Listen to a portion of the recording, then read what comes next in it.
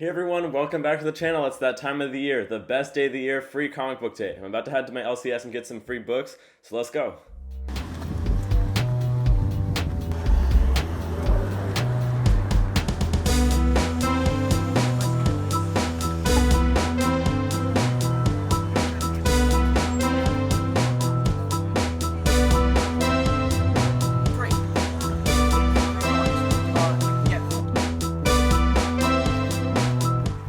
I just grabbed my free comics. I got a good haul here. We're gonna head back and I'm gonna show you what you got. Shout out to Mission Comics, which is my local comic store, for letting me grab so many. I think I've got 7 issues, so let's head back. All right, we're back at the desk and I'm here with all my free comics that I just picked up. I actually went and saw Guardians of the Galaxy Volume 3 right before I went straight to get my free comics, so best morning ever, right? But I walked home with 7 issues here in total. I've got a few from Marvel. Marvel put out, I think 5 free comic book day issues this year. They're really, upping their game with putting out a lot of issues. I've got one from DC. It looks like one from Dark Horse, one from Image, and then lastly one from Ablaze. So let's just get right into them here. I'm going to show you guys what I picked up. Let me know how your free comic book days are going though. I'm curious what you picked up, whether you're able to get all the books you want. Let me know all that down in the comment section below. Let's just get right into it here. My first issue that I got from Marvel for this free comic book day was Spider-Man Venom #1. Lately Marvel's had a tradition of putting out these Spider-Man Venom and then an X-Men issue alongside. So these are their main issues that they actually put out that give you a preview of what's going to be happening within the next year of Marvel Comics. So the Amazing Spider-Man section here is of course written by Zeb Wells.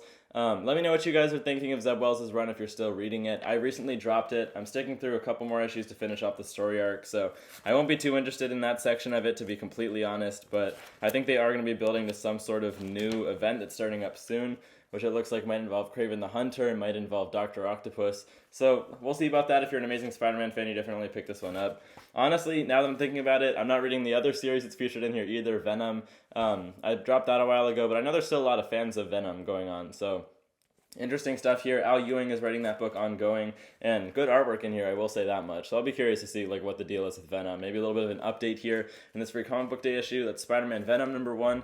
The other Marvel issue, though, was Uncanny Avengers. So this one features a main story that's leading into this new Uncanny Avengers series, as well as an X-Men backup story. This actually looks pretty intriguing. I might want to try this one out. I haven't been reading any of the X-Men stuff recently, but now that we've had all the solicitations for Fall of X, that whole event that's going on, it looks like there's some interesting ideas coming up, and it could actually be a big deal for the X-Men universe.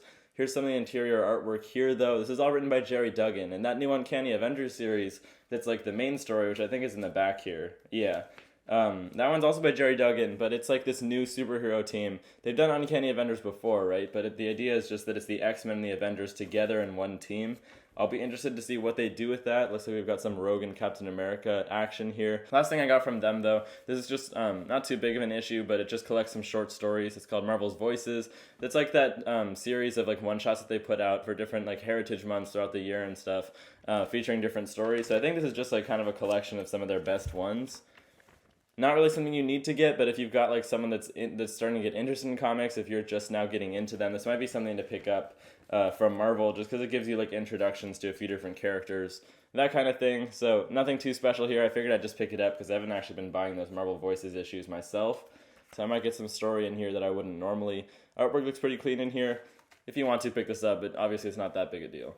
Next up, though, let's move on to DC Comics. I've got one issue from them. I think they just put out this one issue. They might have put out another. I'm not completely sure. But this is Night Terrors #1. It's kind of a preview of this new event that DC is going to be rolling out. And I guess it's also just an overview of Dawn of DC, that new initiative thing where they're relaunching a bunch of their titles under this new banner.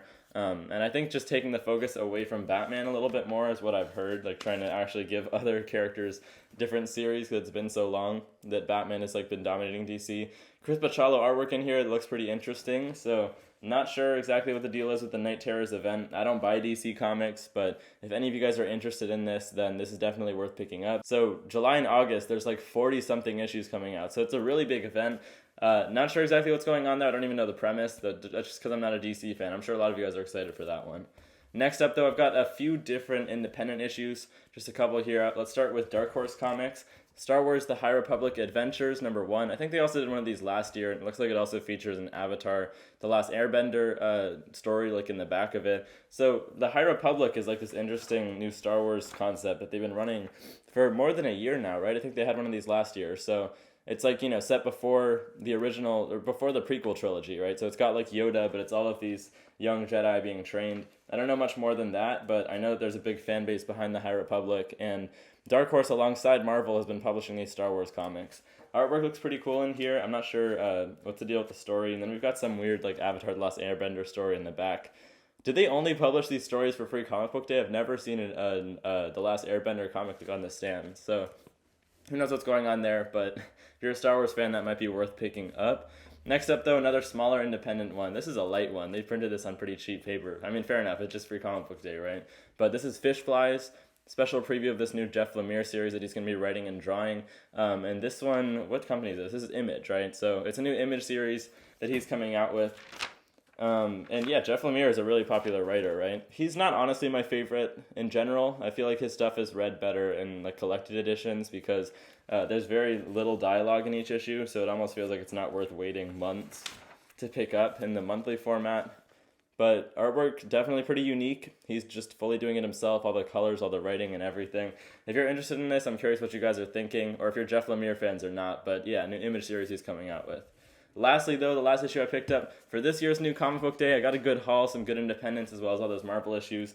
This last one here, this is Animal Castle Volume 2. Kind of an instinct pickup for me. I really wasn't sure whether I should grab this or not when I saw it there on the table at my local comic shop. But I said, why not, right? So, Animal Castle, I don't exactly understand what the premise of this is, but I think it's based on Animal Farm, right? That's the name of that famous book to some extent, but it became really popular. There's a lot of speculation around this book, and Volume 1 of the series was like totally selling out. So it looks to me like this is just a reprint of the first issue of Volume 1. It kind of says that at the top here.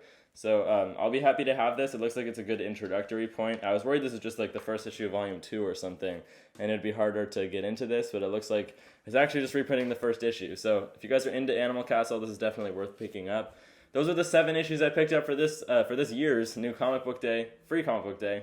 Always getting confused with the weekly comics, but let me know what you guys picked up. Let me know what you're looking forward to grabbing if you haven't already been to your LCS. Hopefully you guys were able to get everything that you wanted, and hopefully you're going to see Guardians of the Galaxy Volume 3 soon, because that movie was amazing, I'll say that much. But yeah, so I really enjoyed this Free Comic Book Day.